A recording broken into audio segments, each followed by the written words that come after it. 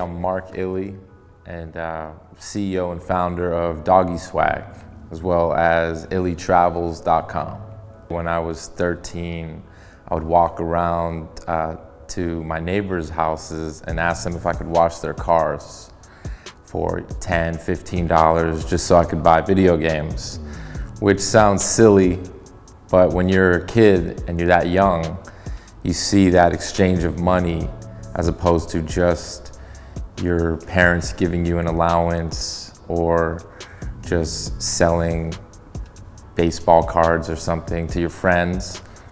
I always saw that as, hey, maybe I can be doing more when I get older. So I think that's what first sparked it, when I would walk around the neighborhood and wash people's cars for chump change. With Doggy Swag, that's my second e-commerce company that I opened up. My first company that I opened was a social media marketing company about 7 years ago. And that was really before everybody, saturated the market with social media marketing and content. That company was more based around getting clients and customers more social media following. So increase your engagement, we will create your content, we'll manage your content. Having that company and seeing and learning all the things I learned about e-commerce and just everything it takes to make a company successful online, when it comes to SEO, when it comes to your Google AdWords campaigns, comes to your social media content, your name, your logo, all these things really play an important part in that. And basically, I just took everything I learned the past 7 years with my first e-commerce company, and I opened up Doggy Swag. I think if you're looking to get into e-commerce, it's very lucrative, more than a lot of people understand, because in e-commerce, you have the ability to start something up with very low capital. And if you really fine-tune all the algorithms with Google, with Instagram, with Facebook, with your social media content, you can really be making money off of a $500 investment. But the idea behind it is just making money in your sleep. So I love to wake up and see that I already have 20 orders and it's only 8 a.m. And I say, okay, great, 8 a.m., 20 orders, it's gonna be a great day.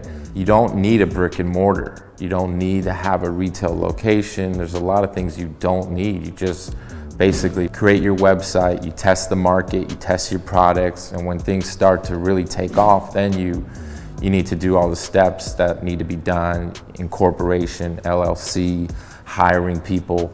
But pretty much for the first part, you could start something up yourself and see how it goes and start making some cash flow and test the market. Plus you can be anywhere in the world and work remotely if that's what you want to do. I would say that you always have to remember that the world is not as big as we think.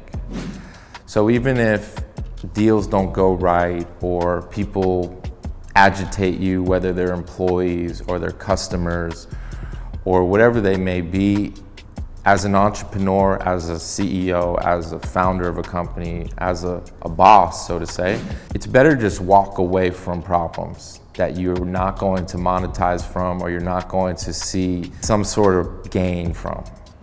Just bite the bullet and swallow your pride and your ego and don't get into confrontation you don't need to get into.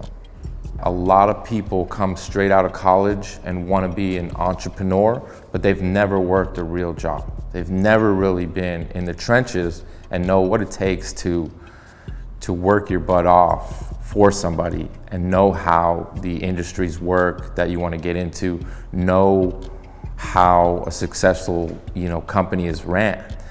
So for me, I was working with a marketing company that was a contractor for JP Morgan, for United Airlines and Southwest credit cards.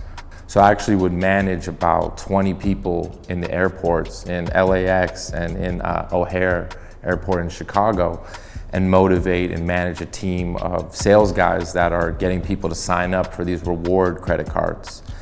And I would say doing that and having that management job just really showed me the ins and outs of how business is conducted, all the things you need to do to run a successful business, the way that the different tiers of management, the different ways of management styles that I learned from regional managers, that I learned from different executives, that you can't just always yell at people and say, hey, you can't do it this way. You have to kind of lead people and give them positive reinforcements. Persistence is everything. And the thing with being an entrepreneur is why some people succeed and some people fail, I feel, is that you have to wake up and just want it that bad. You have to wake up and discipline yourself to work hard.